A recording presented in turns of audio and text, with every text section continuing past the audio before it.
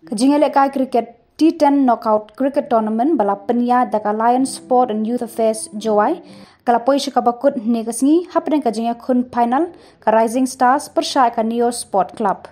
Shuaban sedang kajingale kai ladon kajinga lang lungkot ban pen bok pen nusip yikinong shimbanta baladon lang nadu MLA kathan uwayal Miki Shila ki MDC ka JHADC usaron password u auto mewat lamin bat kiwei. Haba jingkran hakani kasngi uwailat Miki ula pensngau ya kajingkman banyo I baka jingale kai cricket ru kala sedang kiu haka district nalor ka football.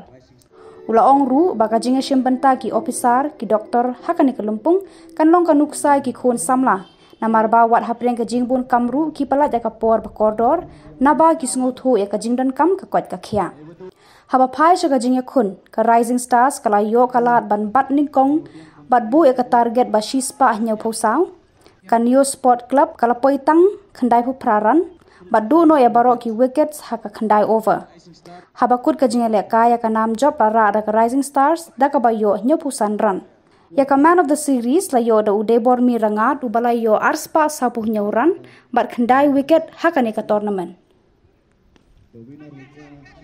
Wato kani ke tournament go pan man gini to uri nei benta ngas nyang tu ong to uri nei benta pen mi fon nyang sting war ne kaja fa kolam mot ke jing ro go kro yang ki kam ong ni memory pat ki ka tai ka jing men toy henry pat ki nei benta ka mo ka development yong ki khna khan ro yong I